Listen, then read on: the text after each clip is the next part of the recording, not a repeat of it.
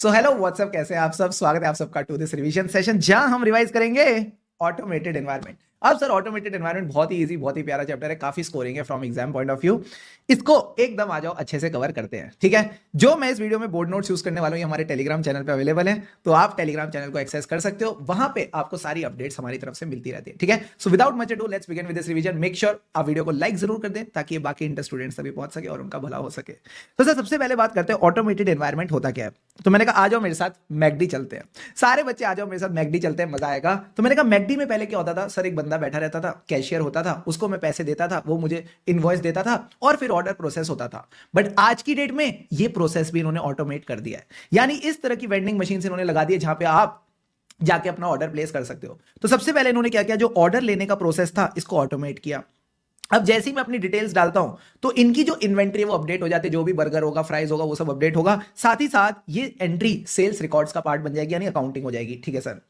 अब मान लो अगर ये आउट ऑफ स्टॉक है तो ये जो चीज है ये डिसीजन भी ऑटोमेटिकली लिया जाएगा कि अगर इनको लगता है स्टॉक कम है तो सप्लायर तक ऑर्डर भी जाए, कहीं ना कहीं सप्लायर तक ऑर्डर भी जाए, तो ये डिसीजन भी ऑटोमेटिकली ले रहे हैं। एंड लास्ट में जो इनके ओवरऑल ऑपरेशन है, आप ऐसा कह सकते हो ऑटोमेटेड हो गए। तो इसी को बोलते हैं ऑटोमेटेड एनवायरमेंट, यानी एक ऐसा बिजनेस एनवायरमेंट जहां पे चार चीजें क्या है, processes, operations, decisions and accounting. ये सब कौन कर रहा है, मैंने कहा these are happening through the computer systems या आईटी सिस्टम।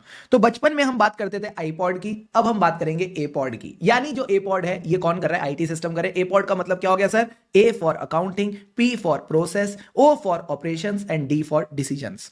क्लियर है बॉस, क्लियर है सर। तो यही बात आपके नोट्स में दे रखी है, फटाफट आ जाओ एक बार यहां से रिवाइज करते हैं, रिवीजन के अंदर रिवीजन। तो मैंने कहा it is a business environment where the APOD means accounting, process, operations and decisions. कौन ले रहा है, कंप्यूटर सिस्टम कर ले रहा है, यानी आप इंफॉर्मेशन सिस्टम बोल दो या आईटी सिस्टम बोल दो। क्लियर है बॉस, क्लियर है सर। अब आ जाओ इसके की फीचर्स फटाफट डिस्कस करते हैं, पहले समझ लेते हैं। मुझे एक बात बताओ, अगर आईटी काम करेगी तो क्या करेगी, तेजी से काम करेगी। सर ये इतना तेजी से काम क्यों कर पा रहे हैं, क्योंकि ये चीजें कनेक्टेड है और नेटवर्किंग के थ्रू, इंटरनेट के थ्रू यहां पे हमारे पास कैपेबिलिटीज आ रही हैं। अब जो भी आपने ऑर्डर किया मैकडॉनल्ड्स पे, वो डेटा क्या होता है, प्रोसेस होता है। उसके हिसाब से ये लोग आपका बिल कैलकुलेट करते हैं और ये बिल गलत नहीं होता, एक्यूरेट होता है। अच्छा, ये जो मैकडॉनल्ड के ऑर्डर हैं ये ऑनलाइन भी आ रहे हैं, ऑफलाइन भी आ रहे हैं। तो जितने सारे ऑर्डर हैं सब तमीज से प्रोसेस हो रहे हैं, यानी processing large volumes of transaction. Plus जो भी आपकी डिटेल्स हैं, जो भी सारी चीजें सिक्योर्ड होती हैं, कोई अलग से एक्सेस नहीं कर सकता, बेटर सिक्योरिटी एंड कंट्रोल, क्योंकि ह्यूमन इन्वॉल्व नहीं है तो ह्यूमन एरर्स नहीं होगा। प्लस आपको लेटेस्ट इंफॉर्मेशन मिलेगी कि कितना स्टॉक अवेलेबल है, कितने मैकालूटी की बर्गर अवेलेबल है, you will get the latest information. Plus इनके कहीं ना कहीं बिजनेस ऑपरेशंस भी इंटीग्रेटेड है। सर कैसे इंटीग्रेटेड है, मैंने आपको बताया, अगर इनका स्टॉक कम होगा तो ऑटोमेटिकली सप्लायर के पास ऑर्डर चला जाएगा, यानी एवरीथिंग इज इंटीग्रेटेड। क्या ये बात समझ आई, आ गई सर। तो सारे के सारे पॉइंट जब आप समझ चुके हो, तो मैंने कहा ऑटोमेटेड एनवायरमेंट क्यों हो रहा है, क्योंकि सर टेलीकॉम वाले लोग अच्छे हैं, एयरटेल अच्छा है। तो मैंने कहा इसी से हमने सारे पॉइंट्स कनेक्ट करे। सबसे पहले मैंने एयरटेल का क्या लिया, डेटा पैक लिया। जब डेटा पैक लिया तो उससे क्या हुई, फास्टर कनेक्टिविटी। जब फास्टर कनेक्टिविटी होती है तो आप उससे ज्यादा बातें करते हो, यानी लार्ज वॉल्यूम्स ऑफ ट्रांजेक्शन, ठीक है सर। साथ ही साथ जो भी बातें आपकी और उसके बीच में होती है किसी को नहीं पता चलती, क्यों, क्योंकि there is a better security. अब सिक्योरिटी अच्छी होगी तो ह्यूमन एरर्स नहीं होंगे, less prone to human errors. तो इसी तरह से आपने 6 पॉइंट्स को कनेक्ट करना ताकि एग्जाम में आराम से याद आ जाए। सबसे पहले डेटा का मतलब शुभम सर ने क्या बताया था, accuracy in data processing and computation, ठीक है सर। फास्टर का मतलब क्या था, फास्टर बिजनेस ऑपरेशन। कनेक्टिविटी का मतलब है connectivity and networking capability. Large volumes of transaction means processing large volumes of transaction. Better security is better security only and less prone to human errors. तो easily आप ये 6 points ध्यान में रख सकते हो। क्लियर है बॉस, क्लियर है सर। इसके बाद हमने एक छोटी सी चीज सीखी, अगर कोई entity integrated enterprise resource planning कर रही है, यानी इसका जो ईआरपी सिस्टम है उसी के अंदर सारी चीजें हो रही है, purchases, inventory, sales, fixed asset और साथ साथ अकाउंटिंग भी हो रही है। तो क्या मैं बोल दूं एक ही जगह सब कुछ हो रहा है, हाँ sir. So this becomes very complex for audit. But अगर यहां पे थोड़ी ऑटोमेशन कम होती, थोड़ा कम कॉम्प्लेक्स एनवायरमेंट होता, तो फिर चीजें अलग होती। ये चीजें कहां होती हैं, जो सिर्फ अकाउंटिंग सॉफ्टवेयर है। ये अकाउंटिंग सॉफ्टवेयर क्या करेगा, सिर्फ अकाउंटिंग करेगा, क्योंकि सिर्फ अकाउंटिंग करता है तो this is a less complex environment. ये बात समझ आ गई, आ गई सर। अब आ जाओ नेक्स्ट टॉपिक पे। Now everyone come with me to the next topic. अब नेक्स्ट टॉपिक क्या बात करता है, understanding and documenting the IT environment. तो मान लो मैंने जोमेटो से मंगाई सर अपनी फेवरेट तंदूरी चाप, ठीक है सर। तो जो मैंने तंदूरी चाप मंगाई, इसके लिए मैंने जोमेटो का एप्लीकेशन यूज किया। हाँ सर, एक एप्लीकेशन मेरे पास है, एक वहां पे जोमेटो के पास भी होगा जिसपे उनके पास ऑर्डर्स आ रहे हैं। यस और नो? Yes sir. तो ये कह रहे हैं मान लो आप जोमेटो का ऑडिट कर रहे हो, तो आप उनका आईटी एनवायरनमेंट समझना। सबसे पहले इंफॉर्मेशन सिस्टम, मतलब क्या एप्लीकेशन एंटिटी यूज करती है सेल्स करने के लिए, अकाउंटिंग करने के लिए, कस्टमर रिलेशनशिप्स मेंटेन करने के लिए। अब जो एप्लीकेशंस हैं उनका पर्पस क्या है? फाइनेंशियल पर्पस है, non financial purpose. Sir financial मतलब जहां भी अमाउंट्स इन्वॉल्व होती है फाइनेंशियल हो जाता है, यानी जो उनका सेलिंग सिस्टम है वो क्या कर रहा है? सेल्स ट्रांजैक्शंस को प्रोसेस कर रहा है। जो कस्टमर रिलेशनशिप सिस्टम है वो क्या कर रहा है? वो हमको कस्टमर सपोर्ट देता है, that is the non financial system. फिर देखो जो उनकी एप्लीकेशन है वो कहां पे है, क्या उनकी कंपनी के अंदर बनी हुई है या फिर it is a global application which is available through out the world, पूरे दुनिया में सब लोग वो एप्लीकेशंस का एक्सेस कर सकते हैं। फिर आता है सर आर्किटेक्चर। आर्किटेक्चर मतलब कुछ एप्लीकेशंस होती है जो आपके डेस्कटॉप पे होती है जिनको आप डाउनलोड करते हो, कुछ एप्लीकेशंस ऐसी होती है जिनके लिए आपको वेबसाइट का एक्सेस मिलता है, और कुछ क्लाउड का स्टोरेज देती हैं। क्लाउड स्टोरेज यानी जो भी आपका जीमेल का स्टोरेज होता है, जो भी आप गूगल की सर्विसेज एक्सेस कर पाते हो, वो सब कहां है? क्लाउड पे है। जो आप यूट्यूब पे वीडियोस देखते हो बढ़िया बढ़िया मीठी मीठी, वो सब कहां है? वो क्लाउड पे स्टोर्ड है। तो ये कह रहा है कि आपने एप्लीकेशन का आर्किटेक्चर देखना है कि जो डेटा है वो कहां स्टोर हो रहा है, डेस्कटॉप पे, वेब एप्लीकेशन है या क्लाउड बेस्ड है। जनरली वेब और क्लाउड साथ साथ चलते हैं। फिर आपने एप्लीकेशन का देखना, लेटेस्ट वर्जन ले लो। फिर interface within the system. Interface का मतलब है कि क्या एक एप्लीकेशन दूसरी एप्लीकेशन के साथ डेटा शेयर कर रही है। फॉर एग्जांपल, अगर मैंने जोमेटो पे ऑर्डर प्लेस किया तो क्या हो गई? सेल हो गई। अब ये सेल का डेटा सीधा सीधा अकाउंटिंग सिस्टम से लिंक्ड होना चाहिए, तो आपने interfaces with in the systems देखने हैं। फिर देखो ये एप्लीकेशन इन्होंने खुद बनवाई या बाजार से एज इट इज खरीद ली, इन हाउस वर्सेस पैकेज्ड। फिर देखता है आउटसोर्स एक्टिविटीज। कई बार कंपनीज ऐसा हो सकता है उनको अपना आईटी की अलग से टीम बिठानी ही नहीं है, तो उन्होंने क्या कर रखा है? आईटी मेंटेनेंस एंड सपोर्ट के लिए बाहर आउटसोर्स कर रखा है। लास्ट में कहता है की पर्संस। की पर्संस यानी हर कंपनी में सीएफओ होता है, सीईओ होता है। ऐसी कंपनीज में आजकल होते हैं सीआईओ और सीआईएसओ। सीआईओ यानी chief information officer, CISO means chief information system officer, और जो एडमिनिस्ट्रेटिव लोग होते हैं जो कहीं ना कहीं आईटी का ख्याल रखते हैं। तो आपने ये सारी चीजों को समझ के डॉक्यूमेंट करना है। बात समझ आई? आई सर। तो मैंने कहा डॉक्यूमेंट क्या करेंगे? कुछ नहीं, आईओएस की ऐप। जो आईओएस की ऐप है उसको डॉक्यूमेंट कर लो। आईटी एनवायरनमेंट है ना, तो हमें एप्लीकेशन की तो डॉक्यूमेंट करनी है।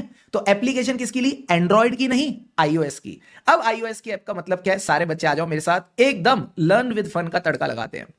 आई का मतलब है interface within the system, in house versus packaged. Easy easy sir. O का मतलब क्या है? क्या आपने कुछ एक्टिविटीज को आउटसोर्स कर रखा है, जैसे IT maintenance and support. S का मतलब क्या था? Information system. सिस्टम यानी कौन सी एप्लीकेशंस आप यूज कर रहे हो। ऐप का मतलब क्या है? ए फॉर आर्किटेक्चर, ठीक है। एंड पीपी का मतलब क्या था? Purpose and person. कौन की पर्सन है एंड क्या पर्पस है, फाइनेंशियल या नॉन फाइनेंशियल, ठीक है। तो भले ही अगर चाहो तो 2 मिनट के लिए वीडियो पॉज करो, फटाफट 5 से 6 नाम याद करो ताकि एग्जाम में धूम मचा दो। ठीक है बॉस? ठीक है सर। तो अगर आप अपने क्वेश्चन बैंक पे आओगे तो क्वेश्चन नंबर 2, ये सर क्वेश्चन बार बार आईसीआई ने पूछ रखा है, प्लीज इसको हल्के में मत लेना। ये कहता है बताओ कौन से पॉइंट्स आप कंसीडर करोगे when you are understanding the automated environment. तो ये सारी बातें आपने कंसीडर करके चलनी है। ठीक है बॉस? ठीक है सर। लास्ट में बस एक छोटी सी बात मैंने बोली, जो भी आपने चीजें ऊपर समझी है ना, प्लीज इनको डॉक्यूमेंट कर लेना। किसने सिखाया था डॉक्यूमेंटेशन? ऐसे 230 ने। ठीक है? ठीक है सर। अब आता है अगला टॉपिक, आरटीपी नवंबर 22 का। ये क्या कहता है? जिस आईटी सिस्टम के आप इतने गुणगान गा रहे हो ना, हाँ, उसके अंदर भाई साहब रिस्क भी है, उसके अंदर कहीं ना कहीं रिस्क भी है। तो आ जाओ रिस्क वाली बातें भी फटाफट कवर कराते हैं। आ जाओ देखो रिस्क के बारे में क्या कहता है। ये कहता है कि हो सकता है जो आईटी सिस्टम है ये डेटा की गलत प्रोसेसिंग कर रहे हैं, यानी inaccurate processing of the data, और प्रोसेसिंग तो ठीक कर रहे हैं बट डेटा इनएक्यूरेट है, या फिर दोनों। तो या तो डेटा की प्रोसेसिंग गलत हो रही है या प्रोसेसिंग ठीक हो रही है, डेटा गलत है, या दोनों। अब सर इसी में से आगे के पॉइंट्स निकालो। मुझे बताओ इनएक्यूरेट प्रोसेसिंग क्यों हो रही है? क्योंकि सिस्टम खराब है। तो मैंने कहा सिस्टम की 2 खराबियां हो सकती हैं, या तो सिस्टम में अनऑथोराइज चेंजेस हैं, या फिर जो चेंजेस होने चाहिए ना वो नहीं है, यानी unauthorised changes to the system, या फिर failure to make necessary changes to the system. Clear है बॉस? क्लियर है सर। या फिर डेटा में गड़बड़ है। मैंने कहा डेटा में गड़बड़ क्यों हुई? क्योंकि सर डेटा गलत हाथों में पड़ गया, अनऑथोराइज एक्सेस टू डेटा। अब जब गलत हाथों में पड़ा है तो या तो बंदा डेटा चेंज कर देगा या डेटा डिलीट कर देगा। It can lead to direct data changes और लॉस ऑफ डेटा। तो एक बार आ जाओ फटाफट रिवाइज करा रहा हूं। सबसे पहले क्या हुआ? इनएक्यूरेट प्रोसेसिंग ऑफ डेटा और प्रोसेसिंग ऑफ इनएक्यूरेट डेटा, और बोथ। पहली प्रोसेसिंग गलत क्यों हुई? क्योंकि सर सिस्टम गलत है। लॉजिकली चलो ना, मजा आएगा। तो पहले कहता है अनऑथोराइज चेंजेस टू सिस्टम और failure to make necessary changes to system. Data गड़बड़ कैसे हुआ? Unauthorised access to data, direct data changes. Access हुआ तो चेंज करेगा या फिर डिलीट यानी लॉस ऑफ डेटा। ठीक है बॉस, ठीक है सर। तो ये आपके मैंने 5 से 6 पॉइंट यहाँ पे आसानी से कवर करा दिए। क्लियर है, क्लियर है सर। तो अगर आप अपने क्वेश्चन बैंक पे जाओ तो यहां हमारा क्वेश्चन नंबर 3 आरटीपी नवंबर 22 का डायरेक्ट क्वेश्चन है, सीधा पूछा है रिस्क इन आईटी एनवायरनमेंट बताओ। ठीक है, ठीक है सर। अब आ जाओ अगले पार्ट पे। Now everyone come to the next part. Now जो मैंने आपको अभी रिस्क बताई थी ना, हाँ सर, ये रिस्क तो जान ली, बट इसका ऑडिट पे इंपैक्ट क्या है, इसका ऑडिट पे इंपैक्ट क्या है। तो मैंने कहा सिंपल सी बात, आप बताना, अगर आईटी की बैंड बजी हुई है, अगर कंपनी की आईटी की बैंड बजी हुई है, तो क्या आप आईटी वाले कंट्रोल्स पे रिलाय कर पाओगे? नहीं सर। हम तो टेस्टिंग दो ही करते हैं ना, टेस्ट ऑफ कंट्रोल और सब्सटेंटिव प्रोसीजर। तो अगर आईटी खराब है तो क्या आप कंट्रोल्स के भरोसे काम कर पाओगे? नहीं सर। अगर कंट्रोल्स पे भरोसा नहीं कर सकते तो सब्सटेंटिव की टेस्टिंग बढ़ेगी या घटेगी? सर बढ़ जाएगी, कहीं ना कहीं सब्सटेंटिव की टेस्टिंग बढ़ जाएगी। यही बात यहां पे लिखी है। तो ये कह रहा है सबसे पहले आओ टेस्ट ऑफ कंट्रोल, फिर सब्सटेंटिव टेस्टिंग, फिर रिपोर्टिंग। यही 3 चीजें होती है ऑडिट में। हाँ सर, तो फ्लो में चलना। सबसे पहले कहता है आप कंट्रोल्स पे रिलाय नहीं कर पाओगे, यानी जो कंट्रोल्स है उनकी कैलकुलेशन से और कैलकुलेशन के बेसिस पे अकाउंटिंग है। जो कंट्रोल से जो उनकी कैलकुलेशन और कैलकुलेशन के बेसिस पे अकाउंटिंग है, आप उस पर रिलाय नहीं कर सकते। तो क्या होगा? एडिशनल वर्क करना पड़ेगा। एडिशनल वर्क यानी additional substantive testing. So non reliance on the data from system. तो क्या करना पड़ेगा? डेटा को चेक करना पड़ेगा। हमने ये चीज ऐसे 500 में सीखी थी इंफॉर्मेशन प्रोड्यूस बाय एंटिटी की टेस्टिंग में, आईपी टेस्टिंग में, कि डेटा की कंप्लीटनेस और एक्यूरेसी देखनी पड़ेगी। तो क्या हो गया? Increase substantive testing. Deal done? Done sir. फिर शुभम सर ने एक सेक्शन दिखाया था कंपनी ऑडिट में, सेक्शन 143.3 आई फॉर आईएफसीआर की रिपोर्टिंग, यानी इंटरनल फाइनेंशियल कंट्रोल्स पे जो आप रिपोर्ट करते हो। तो ये कह रहा है कि कई बार रेगुलेटरी एनवायरनमेंट कहता है आपको इन कंट्रोल्स पे रिपोर्ट करना है, तो आप रिपोर्ट क्या करोगे? Modification of the report. तो मैंने कहा कुछ भी नहीं करना, आपको ऑडिट आता है, हाँ, टीओसी, सब्सटेंटिव और रिपोर्टिंग, बस आईटी का इंपैक्ट इसमें लॉजिकली लिखो, काम कंप्लीट। ठीक है, ठीक है सर। तो ये हमारा impact of IT related risk मैंने कवर करा दिया। आरटीपी में 18 का क्वेश्चन है, अगर आप चाहो तो क्वेश्चन बैंक से भी देख लो। अगेन डायरेक्ट क्वेश्चन है, आरटीपी 18 में 18 का कह रहे हैं आईटी रिलेटेड रिस्क का इंपैक्ट बताओ किस पे? बताओ, क्वेश्चन में ही लिख के दे दिया हेडिंग्स, सब्सटेंटिव पे, कंट्रोल्स पे और रिपोर्टिंग पे। तो ये बात तो हमको ऑलरेडी आती है। बहुत ही बढ़िया, शानदार, जबरदस्त, जिंदाबाद। अब आओ मेरे साथ, सारे बच्चे पानी के 2-2 घूंट लगाएंगे and type in the chat box ready. This is the most important part. जल्दी से आओ।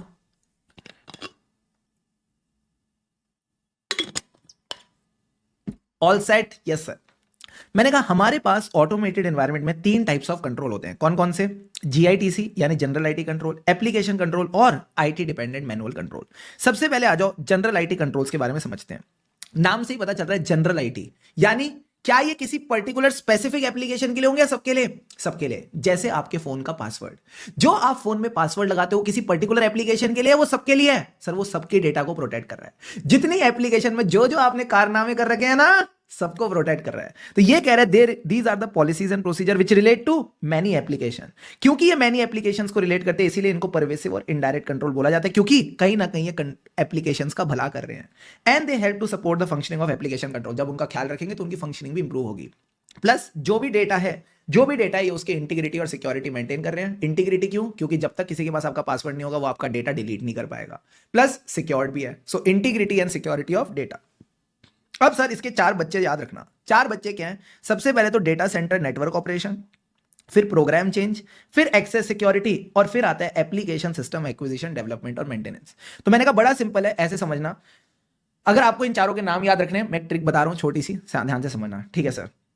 जो भी एप्लीकेशन सिस्टम होती है, ठीक है, फ्लो में चलना, जो भी एप्लीकेशन सिस्टम होती है उसके अंदर 2 चीजें क्या होती हैं सर? एप्लीकेशन प्रोग्राम्ड होती है, उसके अंदर होता है डेटा। बोलो मेरे साथ, एप्लीकेशन सिस्टम क्या होती है? प्रोग्राम्ड होती है, उसके अंदर होता है डेटा। हमें उसमें क्या बचाना है? एक्सेस बचाना है। कम ऑन, एप्लीकेशन सिस्टम होती है, उसके अंदर क्या होता है? एप्लीकेशन का प्रोग्राम होता है, डेटा होता है। हमें उसमें क्या बचाना है? एक्सेस बचाना है। तो ये 4 नाम आप इसे ध्यान रख सकते हो। ठीक है, सबसे पहले डेटा की बात करते हैं। ये कह रहा है data centre and network operation. Data centre and network operation का मतलब है जो भी आपका कंप्यूटराइज डेटा है, जो भी आपका कंप्यूटराइज डेटा है, ये किस तरह से ऑर्गेनाइजेशन में फ्लो होता है? नेटवर्क के थ्रू फ्लो होता है। हाँ, तो यही चीज आ जाती है डेटा सेंटर और नेटवर्क ऑपरेशन में। तो ये कहता है कि जो भी आपके प्रोडक्शन सिस्टम्स हैं ये इस तरह से प्रोसेस होने चाहिए कि आप मीट कर पाओ financial reporting objective. For example, हम बीबी वर्चुअल्स में क्या प्रोड्यूस करते हैं सर? लेक्चर्स प्रोड्यूस करते हैं। तो ये कह रहा है कि जो भी लेक्चर्स का डेटा है वो हम नेटवर्क यूज करके आप तक पहुंचाते हैं। हाँ सर। तो जो भी हम प्रोडक्शन सिस्टम्स यूज कर रहे हैं, that is the data that we are producing, that should meet the BB virtuals का फाइनेंशियल रिपोर्टिंग ऑब्जेक्टिव। अब सर डेटा सेंटर और नेटवर्क ऑपरेशंस में क्या देखना है? मैंने कहा सबसे पहले तो जनरल पॉइंट, हमें यहाँ पे कंप्यूटर ऑपरेशंस की ओवरऑल मैनेजमेंट देखनी है, ठीक है। अब इसमें जो भी बातें आएंगी ना, बारीक बातें हैं, ध्यान से समझते चलना। जब आप बैच के लिए एनरोल करते हो, तो आपको बैच की कैसे मिल जाती है? हाथों हाथ मिल जाती है। क्यों? क्योंकि जो हमारी टेक्निकल टीम है उसने आपकी बैच जॉब प्रिपेयर कर रखी है। उसने कम से कम 50-60 कीज एक साथ इकट्ठी कर रखी है कि जैसे ही बच्चा एनरोल करे उस तक की पहुंच जाए। तो उसने ये बैच जॉब प्रिपेयर कर रखी है, शेड्यूल कर रखी है, और जैसे ही आप एनरोल करते हो ये एग्जीक्यूट हो जाती है, आप तक की पहुंच जाती है। तो सबसे पहले क्या आ गया? Batch job. जब आपको की मिल गई, फिर आप क्या देखते हो? लेक्चर देखते हो। जो बच्चे लाइव देखते हैं वो क्या देखते हैं? परफॉर्मेंस। तो मैंने कहा कई बार ऐसा होता है ना कि कभी कभार ऐसे बोलते हो चैट बॉक्स में बीच में, सर लैग आ रहा है। हाँ सर, वो लैग क्यों आता है? तो मैंने कहा वो लैग 3 रीजंस की वजह से आ सकता है। या तो ऑपरेटिंग सिस्टम विंडोज की दिक्कत है, या डेटा बहुत हैवी हो रहा है तो उस वजह से लैग आ रहा है, एंड तीसरी चीज हो सकती है नेटवर्क। तो परफॉर्मेंस मॉनिटरिंग में 3 बातें ध्यान रखेंगे। एंड लास्ट में जब लेक्चर कंप्लीट हो जाता है तो क्या होता है? मैंने कहा हम बैकअप ले लेते हैं, हम कहीं ना कहीं उसका बैकअप ले लेते हैं। तो बैकअप का मतलब है backup storage and backup retention. Sir अब ये बैकअप क्यों लिया जाता है? कि कल को मान लो ये लेक्चर यहां पे डिलीट हो गया मेरे से कोई, तो इसका बैकअप अवेलेबल होगा, तो मेरे को तो ऐसी फील आएगी ना ये तो डिजास्टर हो गया। हाँ सर, मैं तो चाहूंगा कि बीबी वर्चुअल्स का जो बिजनेस है वो कंटिन्यू रहे। तो यही बात यहां लिखी गई है। सर क्या लिख रखा है? मैंने कहा यही बात यहां लिख रखी है। सबसे पहले क्या हुआ? Overall management. दूसरी बात बैच जॉब्स, यानी बैच आप तक पहुंचा जिसमें हमने क्या कर रखा था? बैच शेड्यूल कर रखा था, उसको एग्जीक्यूट किया। पहले प्रिपेयर किया, शेड्यूल किया, फिर एग्जीक्यूट किया। तीसरा पॉइंट क्या बताया? परफॉर्मेंस मॉनिटरिंग, यानी लेक्चर स्मूथली चलना चाहिए। चौथा पॉइंट क्या था? बैकअप लिया। बैकअप क्यों लिया? ताकि हम रिकवर कर सके from failures if any data gets deleted. तो यहां पे क्या हो सके? बीसीपी और डीआरपी। बीसीपी मतलब business continuity plan, and DRP यानी डिजास्टर रिकवरी प्लान। क्या ये एक्टिविटीज क्लियर है? क्लियर है सर। अब आ जाओ नेक्स्ट पॉइंट की बात करते हैं, program change. Sir program change का क्या मतलब है? प्रोग्राम चेंज का मतलब है कहीं ना कहीं जो मैं एप्लीकेशन सिस्टम यूज कर रहा हूं, मैं इसमें चेंज लाना चाहता हूं। तो पूरी ऑर्गेनाइजेशन में सारी एप्लीकेशंस के लिए एक ही प्रोसेस होगा चेंज का? हाँ sir, that's why it is also a general IT control. ये कह रहा है कि किसी भी एप्लीकेशन में आपको चेंज लाना है अपनी ऑर्गेनाइजेशन में, तो एक प्रोसेस फॉलो करना पड़ेगा। उस प्रोसेस में क्या होगा? पहले तो आप चेंज की रिक्वेस्ट डालोगे, ठीक है। उस रिक्वेस्ट को ये लोग रिकॉर्ड करेंगे, मैनेज करेंगे, ट्रैक करेंगे टाइम से रिक्वेस्ट हो रही है कि नहीं। फिर उस रिक्वेस्ट के बेसिस पे लोग क्या करेंगे? चेंज करेंगे और उस चेंज को टेस्ट करेंगे, ठीक है। Before the change is implemented, change is tested. तो चेंज का प्रोसेस बड़ा सिंपल होता है, पहले रिक्वेस्ट होती है, फिर चेंज करो और चेंज को टेस्ट करो। Logical sir. तो प्रोग्राम चेंज का ऑब्जेक्टिव भी सारे बच्चे मेरे साथ पढ़ो, जो भी आप सिस्टम में मॉडिफिकेशन कर रहे हो, एप्लीकेशन में चेंज कर रहे हो, ये भी फाइनेंशियल रिपोर्टिंग ऑब्जेक्टिव मीट करे। इसमें 3 चीजें ध्यान रखना। प्रोसेस में पहली चीज क्या होती है? रिक्वेस्ट, फिर making and testing the changes. Easy sir. अब आ जाओ 4th पॉइंट पे, एक्सेस सिक्योरिटी। नाम से ही पता चल रहा है कि जो भी एक्सेस है टू द डेटा और program, that should be authorised. Whatever is the access to data और प्रोग्राम, ये ऑथोराइज्ड होनी चाहिए। ये हमारा ऑब्जेक्टिव है। अब इस ऑब्जेक्टिव को पूरा करने के लिए क्या क्या एक्टिविटीज है? बड़ा सिंपल है। अगेन जनरल पॉइंट्स दो, security management, policies and procedure. अब किस की सिक्योरिटी रखनी है? मैंने कहा जनरल आईटी कंट्रोल है, तो ये सारी चीजों को सिक्योर रखना चाहते हैं सर। किस को? यानी फिजिकल कंट्रोल, जो भी फिजिकल डिवाइसेस हैं सबको सिक्योर रखो। जो ऑपरेटिंग सिस्टम है विंडोज, वो भी सिक्योर्ड होना चाहिए। जो नेटवर्क हम यूज कर रहे हैं वो भी सिक्योर्ड होना चाहिए, कल को कोई वायरस वगैरह ना आ जाए। प्लस जितनी भी एप्लीकेशंस है उनका जो डेटा है सब सिक्योर्ड होना चाहिए। तो सिक्योरिटी में सारी सिक्योरिटी आ जाएंगी। तो सारे बच्चों ने कहा सर हमें बस एक ही चीज इंश्योर करनी है, जो हमारे फोन में वो जो एप्लीकेशन का डेटा पड़ा है ना, वो सिक्योर्ड रहना चाहिए। तो आप इसको ऐसे याद रखना, फोन की एप्लीकेशन का डेटा सिक्योर्ड रहे। इससे आपको याद हो जाएगा सर फोन का मतलब क्या है? पीएच का मतलब है physical security, O for operating system security, NE का मतलब है नेटवर्क सिक्योरिटी, फिर एप्लीकेशन और डेटा सिक्योरिटी। तो सारे के सारे सिक्योरिटी वाले पॉइंट्स यहां पे आपके कवर हो गए। लास्ट में आता है हमारे पास एप्लीकेशन सिस्टम एक्विजिशन, डेवलपमेंट और maintenance. Sir application system acquisition, development और मेंटेनेंस का क्या मतलब है? हर ऑर्गेनाइजेशन के पास 2 ऑप्शन होते हैं कि जो वो एप्लीकेशन यूज कर रही है, जैसे हम लोग आपको देते हैं बीबी वर्चुअल का सॉफ्टवेयर, वो या तो हम बाजार से खरीद सकते हैं यानी एक्वायर कर लिया, या फिर हमको बाजार वाला सॉफ्टवेयर पसंद नहीं आता तो हम बैठ के खुद आईटी वाले बंदे के साथ डेवलप करेंगे, और जब एक बार डेवलप हो गया फिर उसको मेंटेन करो। तो इसका ऑब्जेक्टिव क्या था? मैंने कहा इसका ऑब्जेक्टिव ये था कि एक्विजिशन में तो दिक्कत नहीं है, मेन है डेवलपमेंट में। तो जब आप इधर आओ नोटबुक पे, बुक पे ये कह रहे हैं हमारा ऑब्जेक्टिव बड़ा सिंपल है कि सिस्टम्स को डेवलप करो, फिर कॉन्फ़िगर करो। कॉन्फ़िगर यानी उसमें फीचर्स डालना। जैसे हमने आपके लिए क्या फीचर्स डाल रखे हैं? 1.7 व्यूज होने चाहिए, वैलिडिटी 1 साल की होनी चाहिए, ठीक है सर। तो systems are developed, configured and implemented again to meet the financial reporting objective. सारे ऑब्जेक्टिव में आखिरी पॉइंट ये होता है to meet the financial reporting objective. ये बात बस आपको कॉन्सेप्चुअली सही रखनी पड़ती है, ठीक है सर। अब इसमें एक्टिविटीज क्या होंगी? मैंने कहा बड़ा सिंपल है। पहला पॉइंट तो वही जनरल मैनेजमेंट। अगर आप देखो यहां पे भी मैनेजमेंट था, हाँ सर, यहां भी मैनेजमेंट है, यहां भी मैनेजमेंट है, क्या यहां भी मैनेजमेंट है, यहां भी मैनेजमेंट है। शुभम सर आप कमाल, तो मतलब बता तो देते हो कि पहले ये पॉइंट तो मैच हो रहा है सब जगह से, ठीक है। मैनेजमेंट वाली बात बस अगर एक जगह नहीं है तो वो यहाँ चेंजेस वाली जगह पे नहीं है, ठीक है। यहां भी है चेंज मैनेजमेंट प्रोसेस। ए खुश हो गए बच्चे, मैंने कहा वेरी गुड।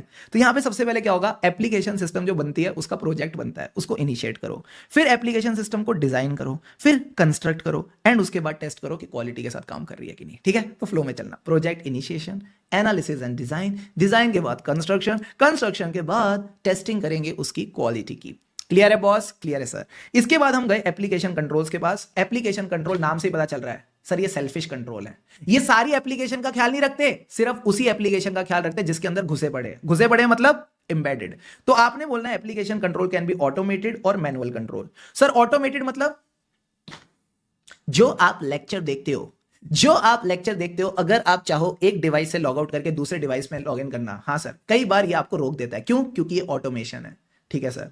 दूसरी बात, क्या आप अगर टीम से रिक्वेस्ट करोगे तो आपको डिवाइस चेंज में हेल्प कर सकते हैं? हाँ, क्योंकि वो चीज मैनुअल है। तो ये जो चीज है डिवाइस रिस्ट्रिक्शन वाली, ये ऑटोमेटेड भी है और मैनुअल भी है। तो ये कह रहा है कि application controls can be automated और manual and they operate at business process level, यानी जो प्रोसेस है ऑफ वॉचिंग द लेक्चर, इसके अंदर हमने ये चीज डाल रखी है। सो फिर से ध्यान रखना, ऑटोमेटेड भी हो सकते हैं, मैनुअल भी हो सकते हैं, and operate at business process level. ये कहां है? घुसे पड़े हैं, यानी these are embedded into the IT applications to protect the CAI of data. CAI of data मतलब completeness, accuracy and integrity of data, basically data को बचा के चलो।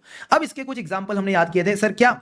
Mandatory user checks. Mandatory user checks का मतलब है मैंडेटरी डेटा फील्ड्स। कई बार कुछ चीजें ऐसी होती है जो आपको एप्लीकेशन में डालनी पड़ती है। यूजर चेक्स का मतलब है user limit checks, sequence number checks, edit checks और रीजनेबलनेस चेक्स। ये सारे चेक्स को आपने ध्यान रखना है। अगर आप चाहो तो एक बार आ जाओ फटाफट, यहां से भी मैं आपको गो थ्रू करा देता हूं कि किस तरह से चेक्स हमको जनरली देखने को मिलते हैं। अगर मैं यूजर लिमिट की बात करूं, अगर आपका बैंक है तो वो आप पे लिमिट लगाएगा कि भाई जितना तुम्हारा पैसा है उससे ज्यादा मैं तुमको निकालने नहीं दूंगा। सीक्वेंस नंबर, जो भी ट्रांजैक्शन है सीक्वेंस में रिकॉर्ड होंगी। एडिट चेक का क्या मतलब है कि भाई अगर मुझे अपनी बैंक की ईमेल आईडी एडिट करनी है तो मेरे पास ओटीपी आएगा। तो ये सब क्या है? Application control. इसी तरह रीजनेबलनेस चेक क्या हो सकता है कि अगर सपोज मैं कोई ट्रांजेक्शन कर रहा हूं 5 लाख से ऊपर, जो कि बैंक को लग रहा है अनरीजनेबल है, तो कहेगा ओटीपी भी बताओ और डेबिट कार्ड की डिटेल्स भी बताओ। फिर मैंडेटरी डेटा फील्ड्स में बोल सकता है कि अगर आपको किसी को फंड ट्रांसफर करना है तो अकाउंट नंबर भी देना पड़ेगा, आईएफएससी कोड भी देना पड़ेगा। क्या कॉन्सेप्चुअली सारी बातें क्लियर है? हाँ सर। तो इन्हीं को मैंने आपको बोला कि भाई क्यों टेंशन लेते हो।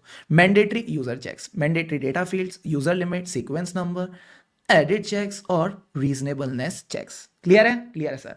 अब लास्ट में हमने एक और कंट्रोल पढ़ा सर, क्या? सपोज मैंने ऑर्डर किया था, क्या मैंने ऑर्डर किया था? चाप। कहां से? जोमेटो से। अगर मुझे चाप पसंद आई तो मैं क्या दूंगा? 5 स्टार रेटिंग। ऐसे कई सारे कस्टमर्स रेटिंग देते हैं, तो ये जाती है जोमेटो की ऐप पे। उस रेटिंग की जो रिपोर्ट बनती है कौन निकालता होगा? डीपी यानी दीपिका पाडुकोन नहीं, दीपिंदर, जो जोमेटो के हेड है। तो मैंने कहा वो बंदा बैठ के क्या करता होगा? रिव्यू करता होगा कौन सा रेस्टोरेंट कैसा परफॉर्म कर रहा है, और जो रेस्टोरेंट अच्छा परफॉर्म कर रहा है, बुरा परफॉर्म कर रहा है, उसको फीडबैक देता होगा और उसके खिलाफ एक्शन लेते होंगे। यस और नो? Yes sir. तो ये कौन सा कंट्रोल है जहां पे काम तो इंसान कर रहा है बट आईटी के थ्रू रिपोर्ट निकली है? इसको कहते हैं आईटीडीएम। आईटीडीएम का मतलब है आईटी डिपेंडेंट मैनुअल कंट्रोल, यानी this is basically a manual control which make use of reports produced by IT system. तो इस आखिरी में इसने बस इतना बोला कि जो एप्लीकेशन कंट्रोल होते हैं ऑटोमेटेड वाले, एंड जो आईटीडीएम है they depend on general IT control. जितने जनरल आईटी कंट्रोल अच्छे होंगे उतना ये ऑटोमेटेड कंट्रोल और आईटीडीएम अच्छा काम करेंगे। ठीक है बॉस? ठीक है सर।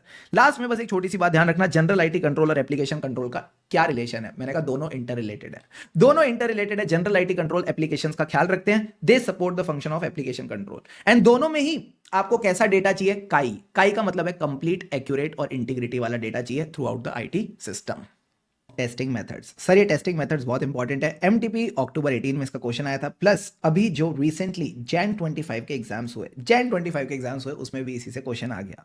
तो मैंने आपसे पूछा कि भाई कौन से टेस्टिंग मेथड्स हम यहाँ पे यूज कर सकते हैं। तो जनरली हमारे पास 5 टेस्टिंग मेथड्स होते हैं: analytical procedure, external confirmation, inquiry, inspection, observation, recalculation, reperformance. तो यहाँ पे हमें एक बात पता है कि जब भी हम ऑटोमेटेड कंट्रोल्स को चेक कर रहे हैं तो कोई फिगर्स तो है नहीं जिनको एनालाइज करे पिछले साल से कंपेयर करके, हाँ, तो एनालिटिकल प्रोसीजर नहीं हो सकता। इंटरनल कंट्रोल है तो एक्सटर्नल कंफर्मेशन किस बात की? तो आप इंक्वायरी कर सकते हो कंट्रोल्स के बारे में जानने के लिए, फिर उनके डॉक्यूमेंट्स को इंस्पेक्ट कर सकते हो, आप चीजों को ऑब्जर्व कर सकते हो। रीकैलकुलेशन नहीं करेंगे क्योंकि कोई मैथमेटिकल अमाउंट नहीं है, बट यस री परफॉर्मेंस कर सकते हैं। तो लॉजिकली 4 चीजें निकल के आ गई, क्या क्या? इंक्वायरी, इंस्पेक्शन, ऑब्जर्वेशन और रीपरफॉर्मेंस। सिंपल है सर। तो मैंने कहा हमारे कॉमन मेथड्स क्या होते हैं, तो सबसे पहले आपने कंट्रोल को समझना है। जब आप समझोगे तभी इंक्वायरी, ऑब्जर्वेशन और इंस्पेक्शन से काम होगा। तो मैंने कहा सबसे पहले understand how the automated transactions are processed by doing a walk through. आपने एक वॉक थ्रू करना है of the end to end transaction using inquiry, observation और इंस्पेक्शन। तो मैंने मैनेजमेंट से पूछा, मुझे बताओ आपकी जो परचेजेस हैं ये कैसे प्रोसेस होती हैं। तो मैनेजमेंट ने कहा कि भाई जो कंप्यूटर सिस्टम है उसमें एक बंदा पीओ रेज करता है, दूसरा बंदा पीओ को अप्रूव करता है, तीसरा बंदा गुड्स रिसीट की एंट्री डालता है, उसके बाद क्वालिटी चेक होता है, फिर इनवॉइसिंग होती है, फिर पेमेंट होती है। तो मैंने क्या किया, मैं पूरे प्रोसेस के साथ साथ चला। एक इस तरह से भी तो कह सकते हैं, मैनेजमेंट ने मुझे पूरे प्रोसेस के साथ साथ चलाया। तो क्योंकि चलाया, इसको बोलते हैं walk through. They made me walk through the process. अरे यही चीज तो आप शादी में करते हो। हाँ सर, जब आपको समझना होता है कि शादी में खाने में क्या क्या है, आप अपने दोस्तों के साथ क्या करते हो, वॉक थ्रू करते हो। अरे शाही पनीर, अरे पालक पनीर, अरे कोफ्ते, मजे आ गए सर। तो मैंने कहा understand the automated transaction by doing a walk through of end to end process. तो मैंने मैनेजमेंट से इंक्वायरी करी, तो उन्होंने मुझे पूरा प्रोसेस बताया। अब मेरा काम क्या है, ऑब्जर्व करना और इंस्पेक्शन करना। ये ऑब्जर्व करना कि जो यूजर का काम अप्रूवल करने का है वही अप्रूवल कर रहा है कि नहीं। सिर पे खड़े होकर ऑब्जर्व करना कि जो क्वालिटी चेक करता है वो कर रहा है कि नहीं, यानी observe how the user processes the transaction. ठीक है सर। फिर सर आप इसकी पूरी जो ऑडिट ट्रेल है उस डॉक्यूमेंट को इंस्पेक्ट भी कर सकते हो। सो नेक्स्ट पॉइंट ये कहता है inspecting the configuration of the application, की क्या एप्लीकेशन में एक्चुअल में ऐसे फीचर्स हैं कि ये लोग अप्रूव कर सकते हैं या नहीं। तो सिंपल सी बात है, ट्रांजैक्शन को समझा थ्रू इंक्वायरी, उसके बाद हमने क्या करी, इंस्पेक्शन और ऑब्जर्वेशन की यूजर अपना काम ठीक से कर रहा है, and inspecting the configuration of the application. Easy sir. अब खेलते हैं कौन बनेगा ऑडिटर। पहला सवाल, कौन सा प्रोसीजर है जो मोस्ट एफिशिएंट है but least effective. Sir inquiry एकदम खराब प्रोसीजर है। क्यों? क्योंकि भाई मैनेजमेंट तो कुछ भी बोल सकती है, हमारे प्रोसेस तो बड़े अच्छे हैं, हम तो बेस्ट है। भाई एक्चुअल में चेक करना पड़ेगा। तो इंक्वायरी से इंफॉर्मेशन तो मिलती है बट आप उस पर रिलाय नहीं कर सकते। सो इट इज सबसे आसान है, मोस्ट एफिशिएंट है, बट लीस्ट ऑडिट एविडेंस देता है, तभी इसके साथ बाकी मेथड्स करने जरूरी हैं। सर ऐसा कौन सा है जो सबसे इफेक्टिव है बट उसमें सबसे ज्यादा टाइम लगता है, दैट इज रीपरफॉर्मेंस। जो काम मैनेजमेंट ने किया आप उसको अगर रीपरफॉर्म करते हो, मान लो मैनेजमेंट ने बैंक रिकंसिलिएशन स्टेटमेंट बनाया, आपने वापस बैंक रिकंसिलिएशन बनाया, दोनों मैच भी कर गए, तो कॉन्फिडेंस तो आ जाएगा। मोस्ट इफेक्टिव तो है बट सर लीस्ट एफिशिएंट है, क्योंकि आपका बहुत टाइम चला गया। ठीक है सर। तो मोस्ट इफेक्टिव और एफिशिएंट क्या है, मैंने कहा देखो जब भी एफिशिएंसी की बात होगी तो इंक्वायरी तो आ जाएगा, प्रेजेंट सर।